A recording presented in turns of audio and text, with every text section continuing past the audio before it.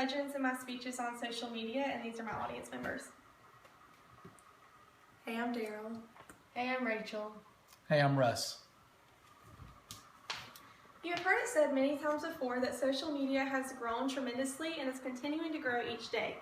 You have also heard that social media is dangerous, but you also heard that it is beneficial. You've heard that social media affects everyone and has a major impact on our society. Everyone has their own opinions about social media, but what really is the problem with it? According to a class of 10th graders in the Seattle area, the biggest problems with social media are a lack of emotional connection, a lack in face-to-face communication, linkage to a skewed self-image, reduction of family closeness, and major distraction, just to name a few. For these reasons alone, our only hope for saving our society from disruption and corruption is to more closely monitor the way social media affects our personal lives, our businesses, our relationships, and our society as a whole. Social media definitely impacts personal life. How much, however, is up to that individual person, and whether it's a good impact or a bad impact depends on the situation, the stage of your life, and the circumstances. Research shows that spending increased time on social media sites does not lead to happiness, but instead leads to sadness, loneliness, and boredom. Personal relationships are perceived differently when we depend on our social media sites to share our emotions. Without personal interaction with others, you risk the chance of losing the meaning in what you're trying to say. Words may be written in one tone and then interpreted in a totally different tone. Addiction to social media sites leads to a lack of focus among students and professional workers. This can affect your grades in school and your work at your job, which without these two, you wouldn't be able to continue your career. A portion of the time spent addicted on social media sites could be used for building real-world connections. In addition to emotional trouble, young children and teens are increasingly revealing details of their personal lives on social networks. The sad reality of this information shared on these sites is that it will be stored forever. Every small detail that you share about yourself will be recorded and could potentially be accessible to your future employers. Your potential bosses could judge you based on your social media posts even before you land the face-to-face interview. Also, social media causes a skewed self-image. Sources such as Photoshop and other editing sites allow individuals to create their so-called perfect image of themselves or the dream of that personal image. The majority of girls think that models in magazines, televisions, and the internet are real and strive to be just like them appearance-wise. This is dangerous because society proves that these models' photographs are edited before they go onto the magazines or onto the internet or onto the television. Believe it or not, these images are an airbrushed version of the models who weigh 23% less than the average woman. It is important for everyone to realize that they're beautiful in their own skin, just like the Dove campaign shows. Social media has overtaken the business world. Today, marketing through social media influences the purchasing decisions of millions.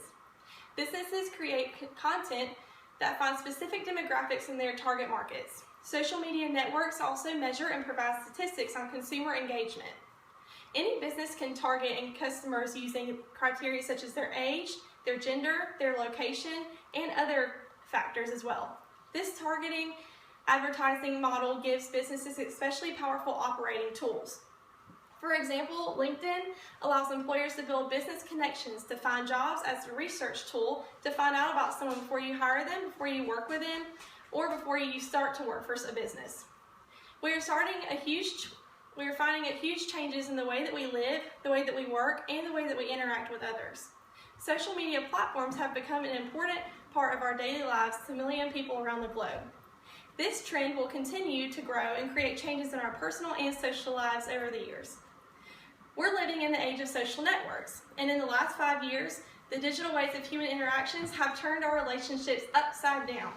The changes have been good and bad, as every change tends to be. One way social media affects our relationships is through sites such as Facebook, Twitter, and Instagram, just to name a few. These sites greatly influence our use of the word friend, although people's conception of the word friend doesn't always seem to change much. When someone friends you on Facebook, it doesn't automatically mean that you have the same closeness and intimacy as you would as your other offline friends. Some users, though, especially adolescents, engage in what is called friend collecting, which is where users invite friends and add friends they don't really know or that they wouldn't really hang out with outside of Facebook just to increase the size of their online network. Another way we use social media that affects our interpersonal relationships is through marriage and divorce relations and dating relations. Researchers from Boston University found a study that showed the correlation between social media use, marital issues, and divorce. In particular, they concluded that Facebook is a significant predictor of divorce issues, rates, and spousal troubles. And according to a newer study, people who use social media are 32% more likely to think about leaving their spouses.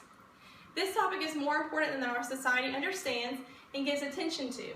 If we are not careful, this new technological way of life will take control of every aspect of our lives, and some things the technology just cannot fix.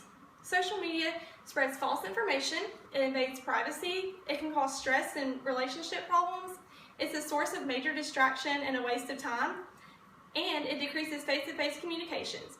It can be used for bullying, and it can lead to dangerous behavior as individuals strive to be as perfect as the virtual world seems to be. As hard as it is to really take a stand on this topic and admit to all the negativity that's involved with this, there are just too many risks associated with it. I am by no means saying that social media is wrong or should be banned. There are many positive impacts of social media as well. But on the other hand, these positives will continue to disappear if we don't take a stand and do what's right by closely monitoring what's being provided and what actions are being taken through social media, especially in our young people. Some ways to monitor social media are to limit the age of Facebook users, check privacy settings more frequently and carefully, to watch what we put and share to the public, and to not always take the information we find on the internet and use it as true facts. With just these few little steps, we can start to change the world day by day. This issue is important because it involves everyone and it impacts everyone. The technology of our world is only going to continue to grow, and social media goes hand in hand. The more technology we develop, the more social media there will be. Social media affects our personal lives, our businesses, our relationships, and our society as a whole. Many things that we look over constantly. Our world thrives off of social media to tell us the next big announcement, the next big fashion style, the next big trend, or whatever the situation may be. When are we going to stop and take a stand to persuade the rest of the world to get involved in more closely monitoring the many impacts that social media has on our lives? Thank you.